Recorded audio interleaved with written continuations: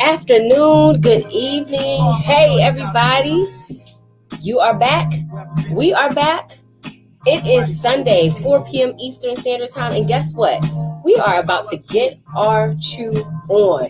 Chew on a few things. But while we wait for more of you to join and tune in, go start your watch parties and let's get ready to jump into this amazing dialogue. Hold on to your dreams till they come true. Don't let them tell you what you can or can't do. I know it's hard trying to make start those watch parties. Let's go. Guess what?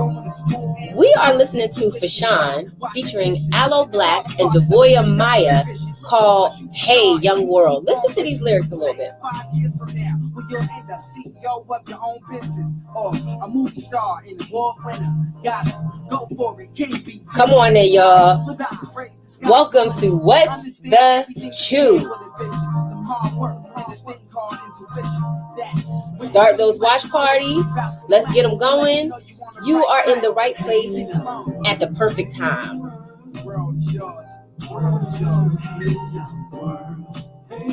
Now, who remembers this song? This was actually a remake. Hey, young world. What's up, everybody? How y'all doing? So today is another day for us to chew on a few things, and we've got an amazing conversation for you today, as we do every single Sunday. All right. So just want to shout out a few people, to all of the amazing women that have been on with us this far. Can you believe we are already to episode 7? We are 7 episodes in. Last week, we got a chance to kind of chat for a little with Brittany, and we talked for a little while and had a chance just to kind of check in on our very important topic that we're going to be starting with today, which is education. So I have 2 amazing, somewhat like guests. They are family. They've been around for too long, so they can't be guests anymore.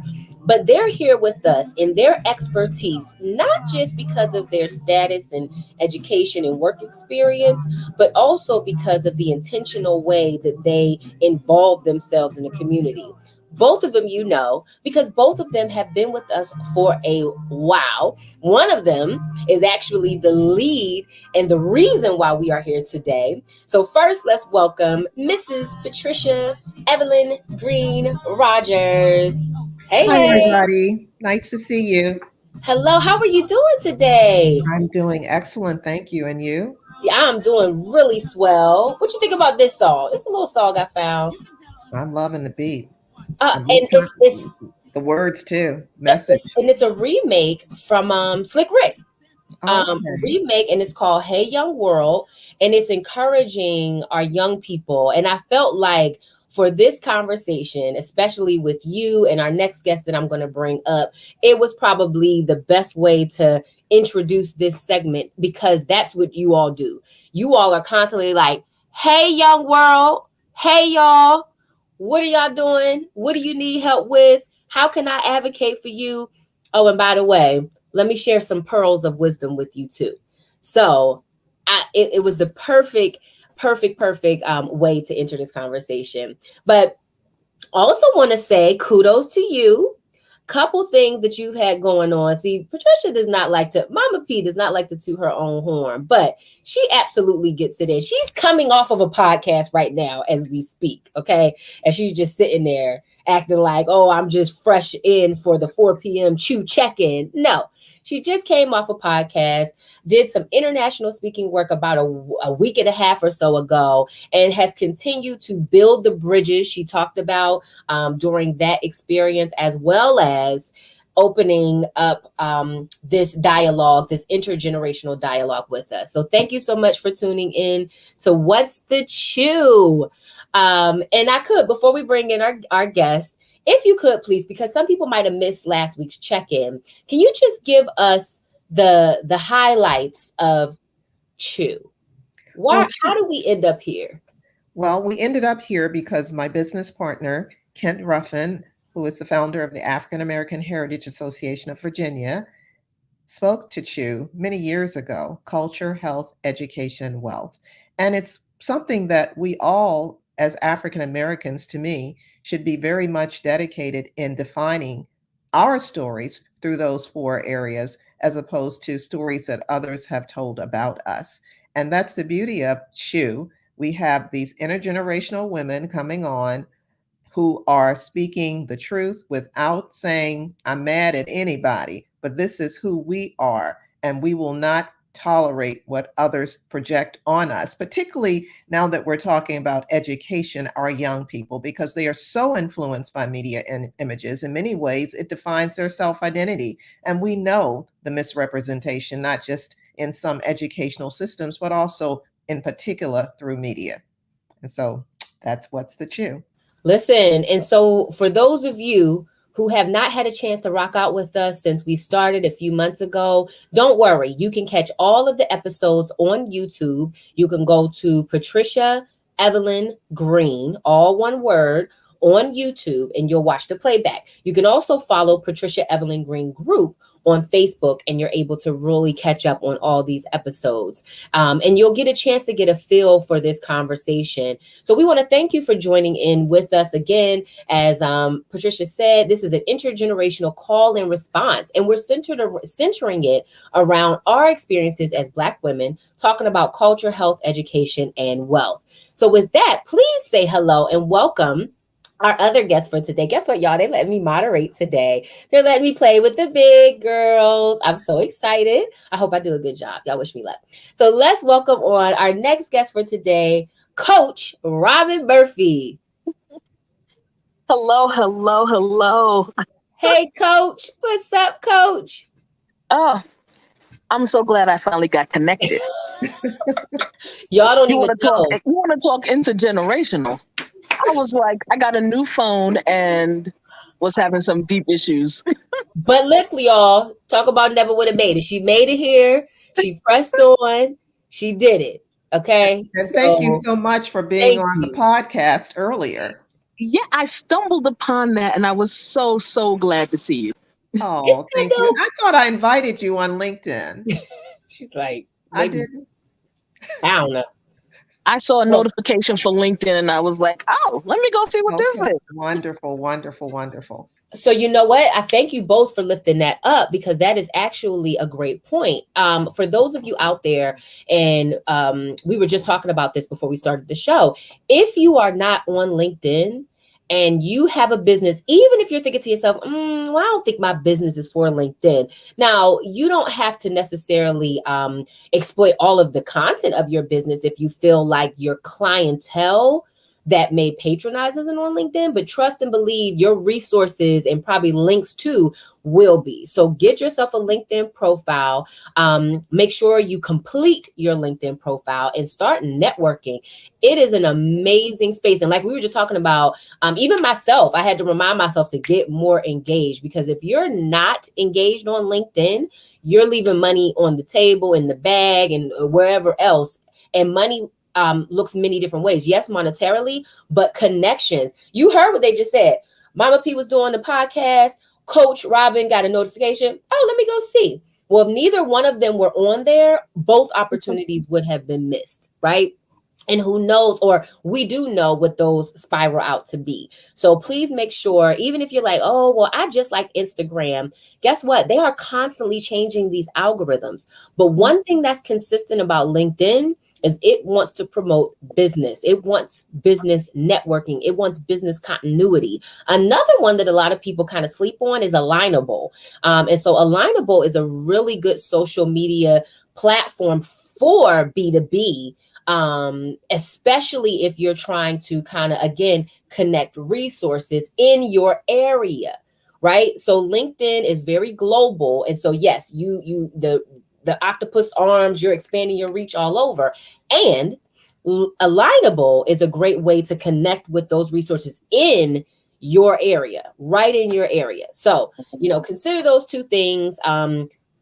Couple nuggets of education as we transition into today's conversation. So, listen, ladies, man, we could go on and on and on about this particular subject, but when it was lifted up, it just started to spew so many other areas and elements that need to be touched on as it relates to our generations, especially the ones that are coming up. So interestingly enough, I was doing some research, and the alpha generation is kind of what the current generation is, the ones who haven't graduated yet from high school, that is. So isn't that interesting, the name off top of their generation, the alpha generation? One, I was encouraged because I was like, okay, I'm glad that, because we know alpha, especially from biblical terms, means the beginning. And Mm-hmm. so we can be encouraged in that we're expecting some new beginnings to start to happen. And we also see a lot of turmoil that sometimes happens and comes upon them because they're sometimes misunderstood. But they have some help with that. So want to talk today about the influences, okay, the things that are influencing the misunderstandings, the disconnects that are happening. And Coach Robin, I really want to come to you first with this, especially since you hit on so many of these things through your social media channels, through your Grown and Newlyweds, through your Further Her, through your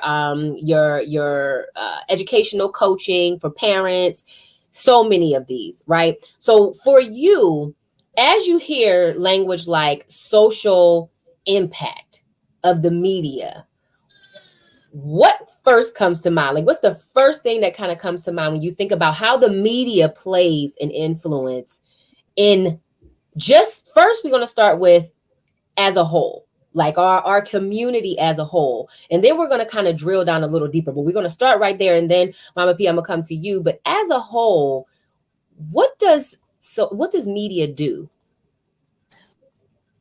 So, unfortunately, what media does is shape our experiences with other. So, what we would normally see, media gives us another view, and it's not always good.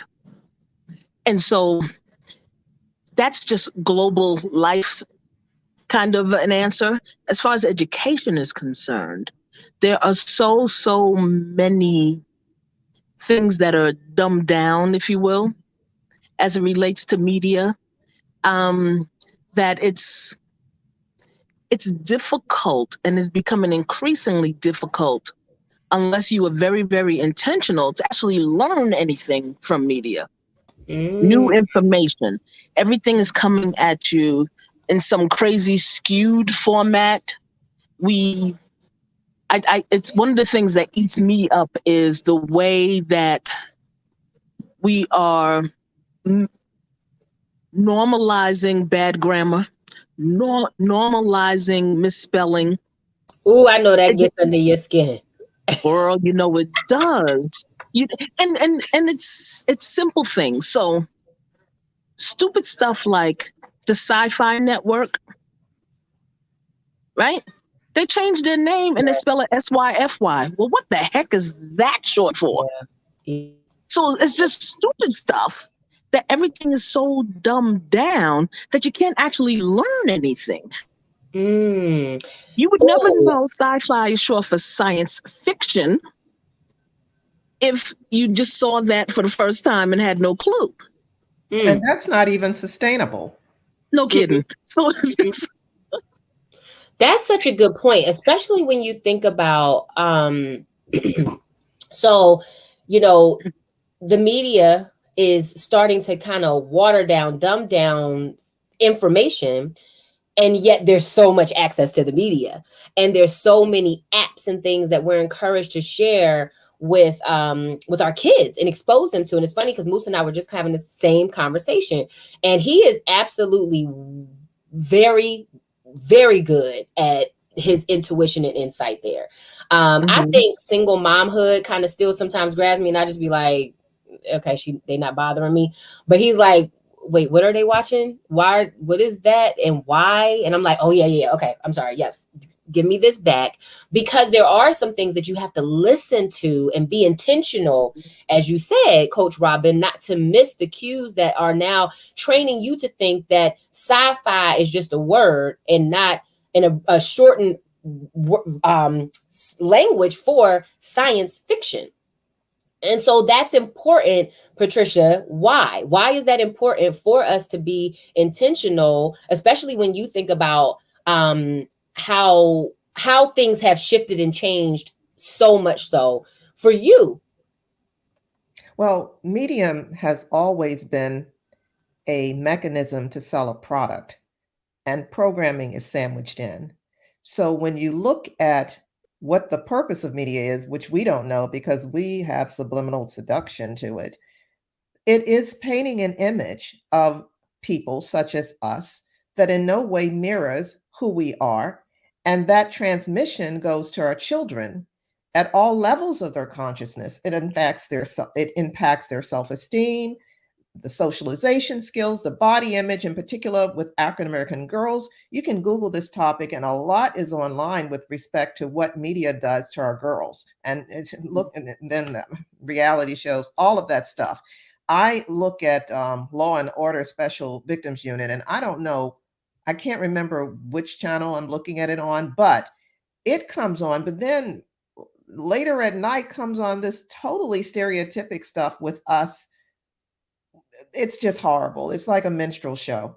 And I Mhm. can't believe, and I'm pretty sure it has high ratings or it wouldn't be on, right? Somebody's buying advertising for it and somebody's trying to paint a picture that that's who we are. It's so, so degrading.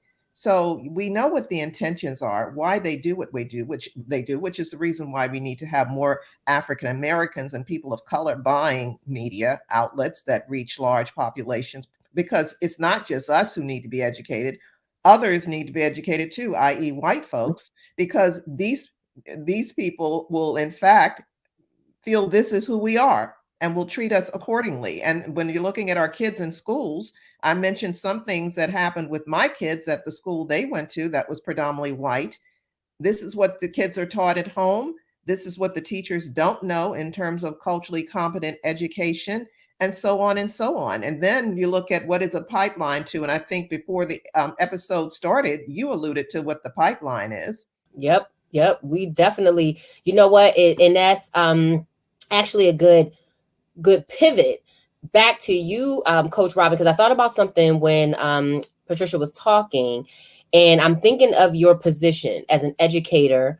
So for those of you who may not know, Coach Robin, please share your credentials, your experience, and why you are very much so, very much so qualified to have this conversation. So I have been in the education space, well, many different spaces, but all in education. This is year 36. So I started out as a classroom teacher, and the system just didn't work for me. It wore me out. I couldn't do it much longer. I couldn't do it anymore. So I left. But then I've always been in educational space. I worked at Girl Scout National Headquarters for 11 years. I have, for the last 18 years, been coaching teachers in literacy. My master's degree is in reading education. And so I have very little patience for anything that causes illiteracy, whether that is the media She's telling the truth. or whether it's the media or it's parents sitting in homes not doing what they're supposed to do. It all gets on my nerves. One period. So So yeah. I'm glad you said that too, because that's one thing I think we have lost is the very little patience for illiteracy and that plaguing and how much it plagues our community. So from your perspective, Coach Robin, as an educator, When you think about the content and the programming, advertising, like what Patricia mentioned, so right, it was supposed to be a tool to advertise, but obviously it's also a really great way to send out some subliminal messages. It's unbelievable how the agencies have leveraged it for their own use, and have been pretty much pimped out, if you will, by other larger agencies because of the financial benefits. So, what Yes. have you seen from an educational system? So, let's draw a line between, because sometimes people may not get it right. So, let's draw a line between what is happening in media and what you see manifest itself, whether when it was directly as time went on, or what you hear from supporting educators in that educational space. I have so much on this topic.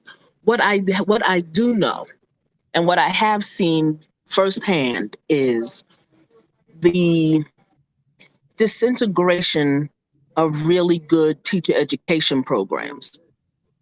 So the universities stopped doing their job. So folks are coming out of those spaces, and I'm sad to say it because I'm glad they went to school and this is what they want to do, but they're not getting what they're supposed to get while they're there. And then they come into a school, and I have worked in, I can't tell you how many hundreds of schools across the country on a project basis. So I'm not talking New York City, where I'm from. I'm not talking Philly, from where I am now. I'm talking all across the country. Folks are ill prepared. And because the system nationally has started dumbing everything down and shifting things because of money, there are there are teachers who are ill prepared, and there are administrators not holding them to a higher standard. And so Ooh, mm, so I can't even tell you how many times I've seen madness in an elementary school as it relates to what the teachers are doing and not getting called on. And I'm not talking the crazy racism stuff because that's totally different. That's a different thing. I'm talking, why do the children in your classroom not get an opportunity to read every day? Why are mm. the children in your classroom not able to achieve what it is they're supposed to achieve for this particular lesson, for this particular unit, for this particular semester? Why are they not getting it? And so I can't tell you how how disheartening it has been. And so what I'm out here trying to do is one teacher at a time, trying to change it, because systematically it's just so big.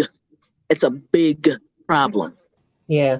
Yeah. And And like the, many of these systems, we know, and it's so funny because this morning, when I was watching church, watching Enon, the woman who started the Black Doctors Consortium Mhm. spoke about systems, and how we are always the bottom of the barrel, most impacted in a negative way, when it relates to these systems. So whether it's the healthcare system, the educational system, the economic system, the all these different systems, the justice system, um, Mhm. which I'm going to segue into, Patricia, all of these systems already are deficient. And so what happens is, because there's deficiencies in them, the most marginalized people in the at the bottom of the totem pole and being the most impacted. And then can you imagine climbing out of one system like, whew, okay, I got my degree. Then it's like, then you fall into another system because economically you got all this debt from trying to get this degree, and now you can't pivot over here and participate in the real estate. Mm-hmm. So it's like I can tell how people could feel very, and how we feel sometimes very depleted and defeated. And so it makes me think about social justice. And so terms that came up last week that we talked about, even when we talked about the media and defining the critical race theory, right? And Brittany lent into that and was like, there's nothing to define. Like, it is not a real thing. It is propaganda, and it was created to try to create this animosity and to try to create this stigma, right? But it's not legit. And so we need to stop allowing so much emphasis to be put on it. So Patricia, thinking about the different ways and the different social justice influence and impacts that you've made, how do you look at the way especially our young girls, the self-image and the influence of that, how is that playing a part in even the social justice movement, social responsibility from organizations? Like, how is that playing? How is that impacted just by how the media reflects us? Well, the work continues because work was around when I was, my God, in my 20s, the same kinds of issues. I worked on a campaign unrelated to media, but it was for girls who were adjudicated delinquent. And they were adjudicated delinquent and put in facilities for things as getting pregnant, like they did that by themselves. And boys were not, these were Black girls. And so we basically had non residential programs we established and had adult female African American role models to give them alternative ways of behavior and a sense of love. Some of them, the first time they felt love. But this whole social justice thing, so much is a pipeline to prison for our kids. I mean, if you're in the school system and you have a problem, if you will, the child has a problem, immediately the child is labeled as an act of deviance, if you will, rather than an act because of the teacher or the classmates treating the child a certain way or not knowing what's going on in the child's home. The child is in trauma. You have to deal with why the child is behaving a certain way, even as young as 5 years old. Not that the child is doing something that subjects them to or her to possibly ending up handcuffed because it's happened. A 5-year-old, a 6-year-old. So all of those things play in. I believe that the media is the massage, if you will, and it's the messenger, it's the massage. It basically puts you in a trance, if you will, and you think of whites who have no access to anyone other than whites, because there are still some whites in this country who stay in their own areas and they only know about us through what they see on media. And some of those whites are police officers, if you will. So if they encounter a Black person, a child, a teenager, what is the first response? We see on TV, we read in the media so many times that they could end up dead. And so this social justice issue, the negative aspect to me is heavily influenced by the media because the media is basically an arm of propaganda. And then getting back to this critical race theory situation, that, as Brittany said last week, if you're going to talk about it, that's a college course. I How are you love going to that. teach critical race theory in elementary school? But you got to look at the politics because all of these systems are interrelated. You look at what the politicians are saying on the side that is not about justice for us, and usually they're throwing something out to their constituents that their constituents may not even fully understand, but it does impact a view of us and a view of Oh, what they don't want their kids to learn. And if their kids don't learn, look, this is the most diverse country in the world.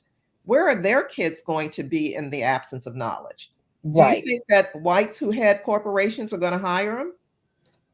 So that's exactly what Coach Robin was saying. It's like it can seem like, oh, right now, because all roads point to do whatever we want, and Black people, they'll fall out, and then we'll make a way. But at some point, all of this stuff is going to catch up to everybody, and so Exactly. everybody's going to be impacted. And I think a lot of Trump supporters, not to make this political, but I think a lot of Trump supporters saw that.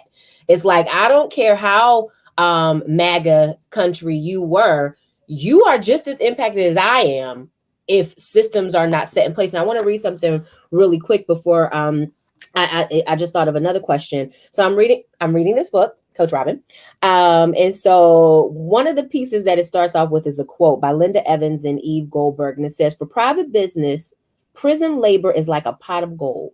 No strikes, no union organizing, no health benefits, unemployment, insurance, or workers' compensation to pay, no language barriers.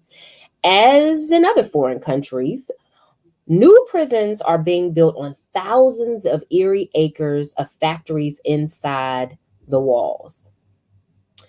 Prisoners do data entry for Chevron, make telephone reservations for TWA, raise hogs, shovel manure, and make cricket boards, limousines, water beds, and lingerie for Victoria's Secret, all at a fraction of the cost of free labor. So this is the prison industrial complex section of this book by Angela Davis, Are Prisons Obsolete? And so that's what Mama P was referring to earlier. I was telling her about this. And so the first thing that pops up is the pipeline, right? And how I remember reading, this was a long ago, so the statistics may have changed, that prisons are built based on the reading level of third grade Black boys. So, Coach Robin, like, again, connection.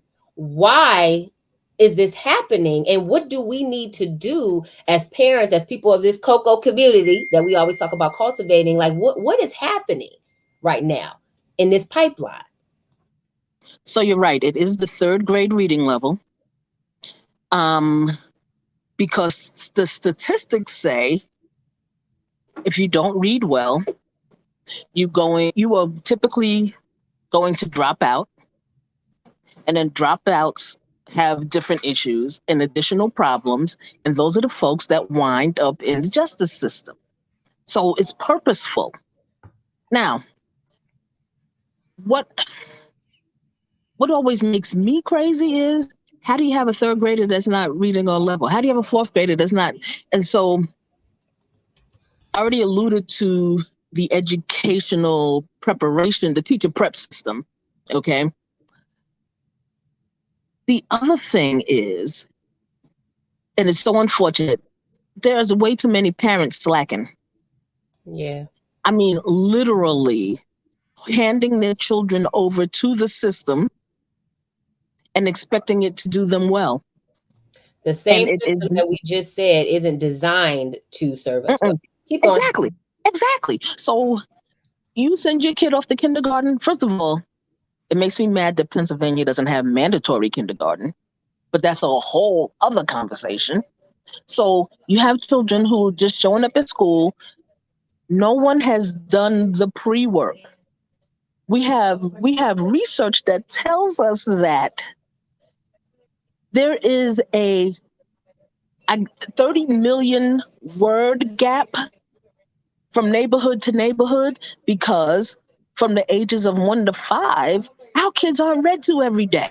And so they don't get exposed to the vocabulary. And if they don't get exposed to the vocabulary, then they go to school and they're already behind before they even hit the door, because folks aren't reading to them at home. And so... Wait.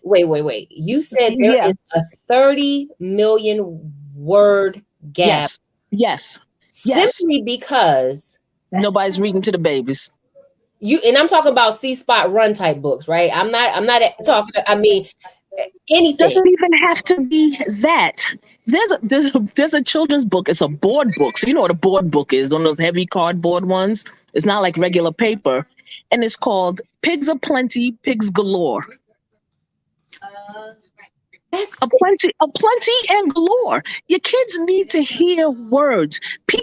Adults, educated adults, don't speak enough vocabulary out of their mouths regularly for our children to learn new vocabulary words. You have to read to them. There's a whole slew of stuff in books that they need to get into their head, but it doesn't happen because we don't read to them. Storehouses of knowledge.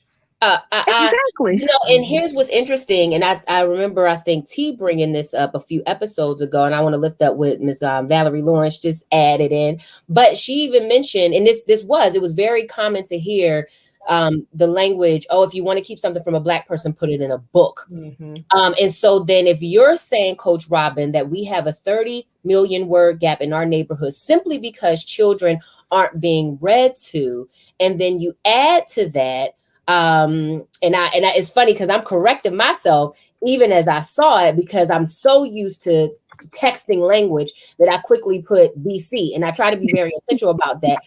So I spelled out because, so everybody knows, just in case some kid happen to be looking over your shoulder, because children aren't being read to. So now, Right. if I'm not being read to and I'm being placed in front of this device so I can be like this all day, and the media that is probably feeding this device is also setting up a system, then no wonder there could be a gap in learning and not reading at your grade level by third grade. And that was then.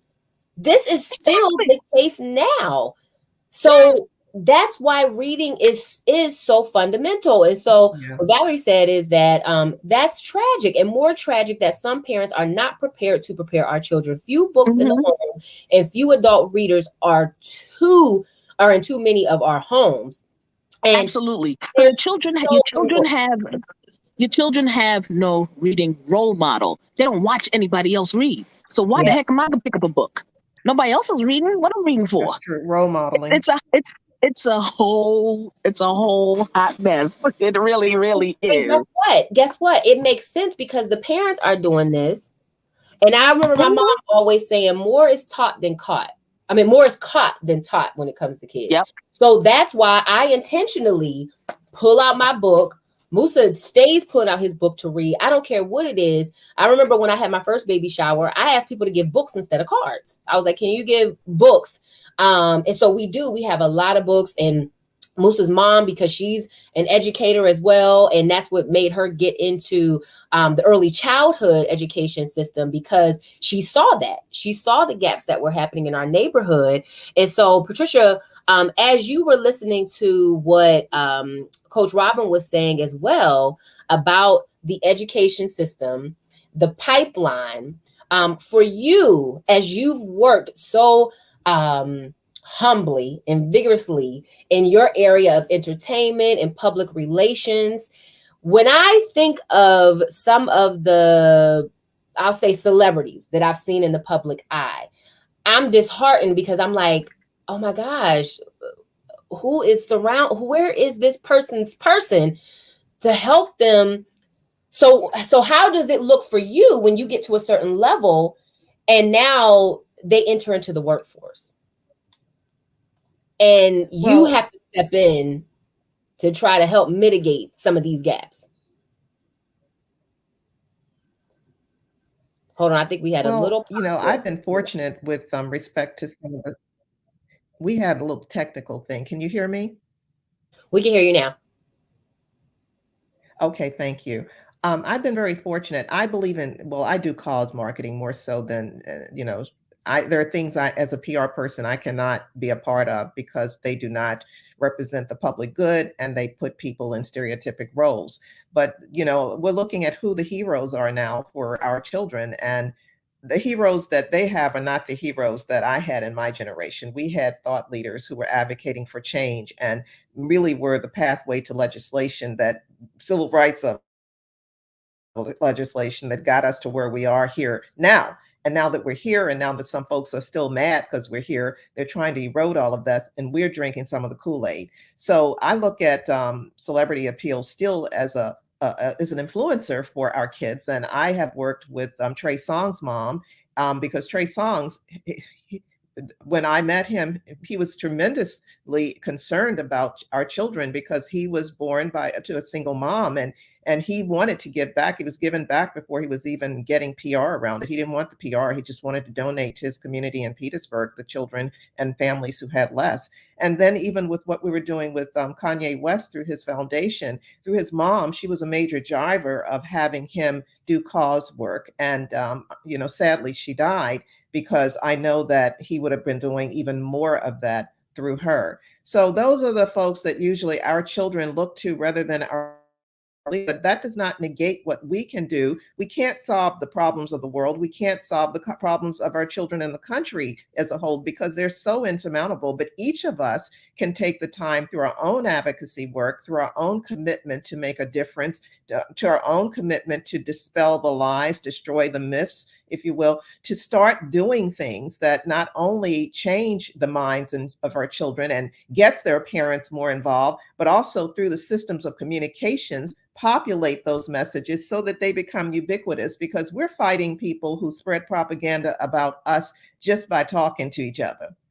And we see Listen, on social media some of the craziest stuff. I have never heard. A young friend of mine did a Juneteenth here on Juneteenth, and it was pretty revolutionary for here. She was in Gettysburg, and a lot of the whites were asking her if she was part of an activist group. What does Juneteenth have to do with activism? It is active, if you will. Black folks learned that they were really free, and they went on about their business we were of educated. being free, How about and that? then they created laws to subjugate us, although we were free. So, I don't know. I learned a lot because I had Black teachers. I was a product of a segregated system. So I learned an awful lot when I was a child. And, what you learn as a child and it had value, it stays with you.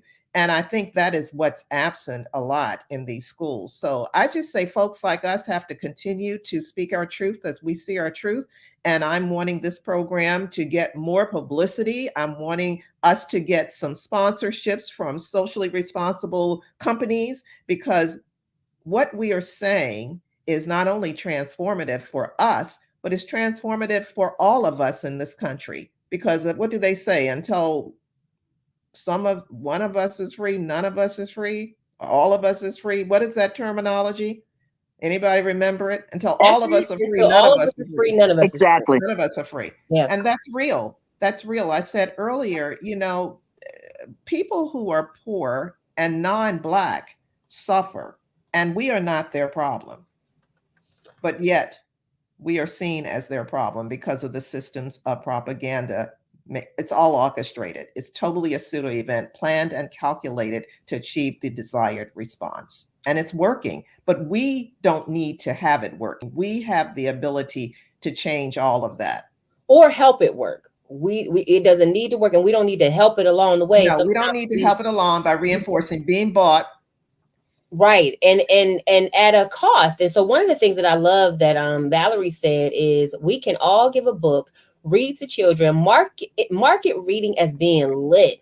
Let me tell you, that is one of the most amazing things, one of the most amazing gifts that we can give is the gift of reading. And it's so funny because we know that STEM is being heavily promoted, right? And we're not Yes, taking anything away from STEM. yes. But if you can't read, I don't care how much science, technology, engineering, and math you want to be a part of because of wait, are you on mute, Coach Robin? Yeah, Coach she's Robin. on mute. She's on mute. Oh, let me see. Oh, okay. Her video must have And I want to do a shout out to Valerie. That's my sister friend from Pittsburgh.